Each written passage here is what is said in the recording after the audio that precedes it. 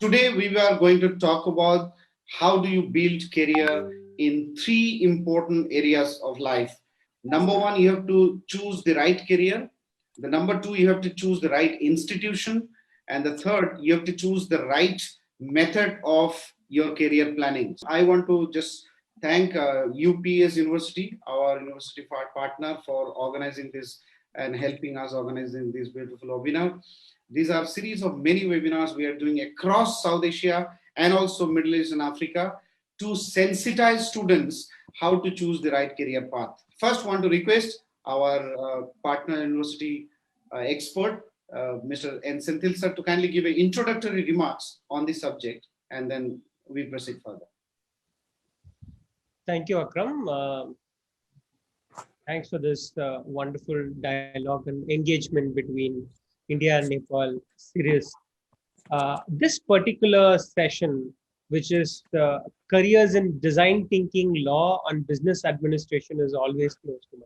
UPS is a multidisciplinary university, and it is 18 years old with more than 44-acre campus in a very safe and scenic environs of Dehradun. So our campus is right in the foothills of Himalayas. The uniqueness of UPS is we offer a very specialized undergrad and postgrad program. Our main focus is industry alignment with emphasis on holistic development. So we strongly believe on these two aspects. So in Indian context, so legal education reform started from 1960 to 1985. So when the Advocates Act started in 1961, that gave a very strong birth for legal education reform in India. So far, people talked about 3-year program, which is post after graduation. They started getting thinking about a quality legal education right from leaving the school, which is after class 12, they can get into an integrated program, which is a blended learning program, which can have the areas of the major specialization plus law as well. I now want to invite Ms. Rakshita Sachdev, Associate Consultant in Design Thinking, KPMG India. She has studied from National Institute of Fashion Technology, one of India's premier education institution.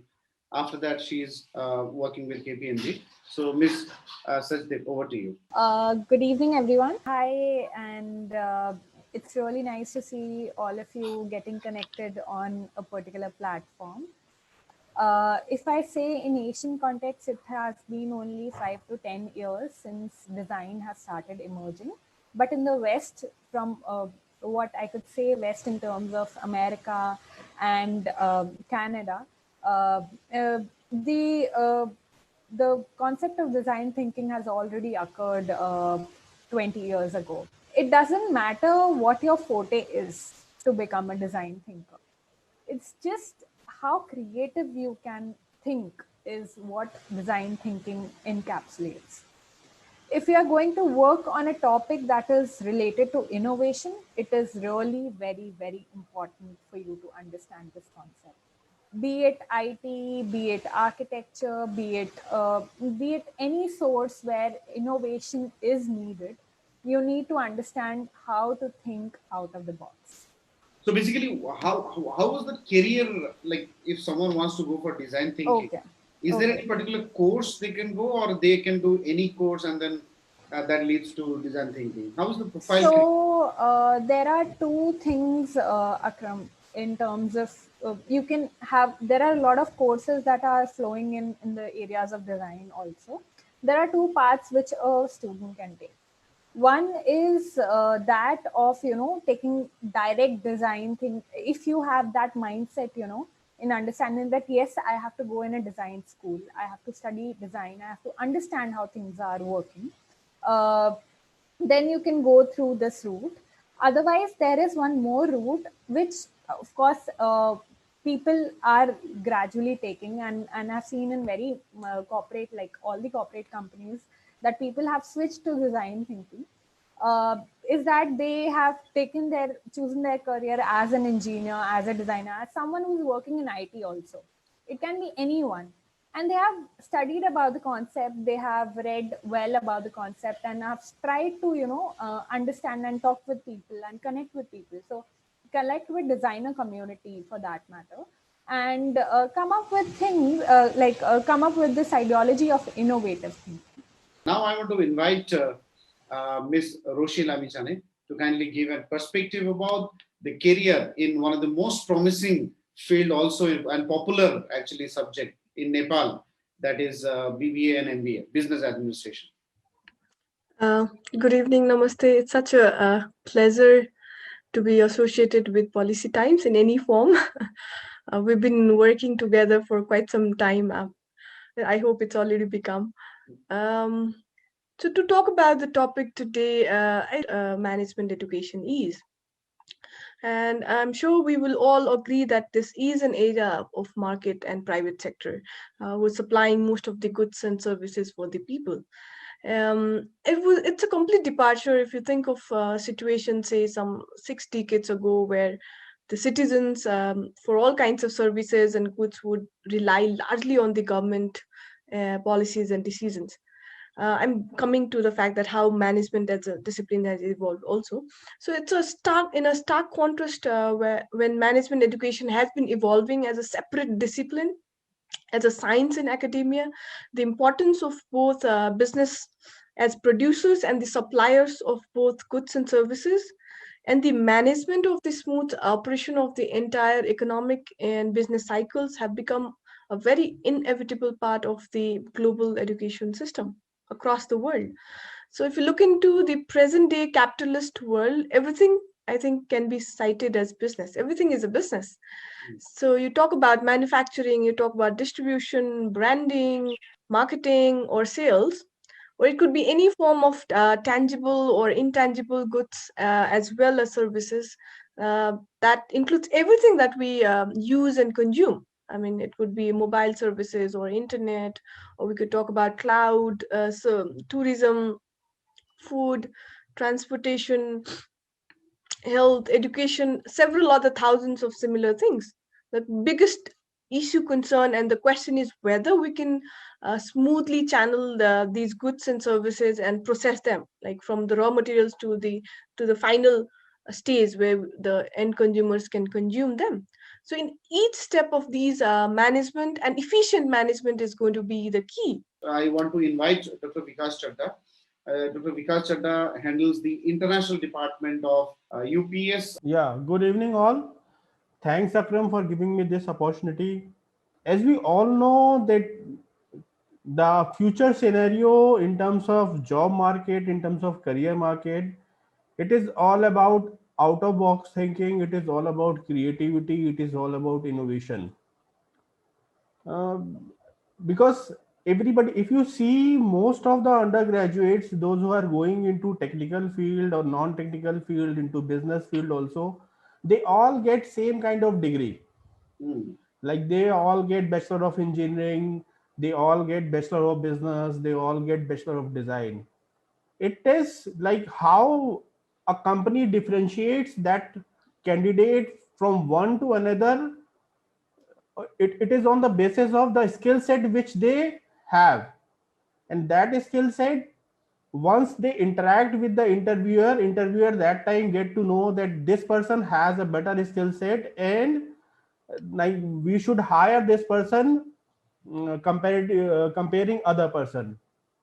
So that skill set, how you get through the institution where you study engineering or business or law or design.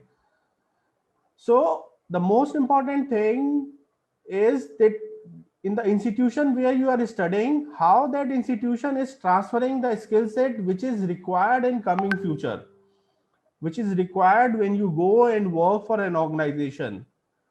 So that is the thing which makes an institution different from another institution. If I talk about our university, UPS University, so this institution is mainly focus on delivering skills which are required for a student to perform a particular job once he or she go out and work for any organization.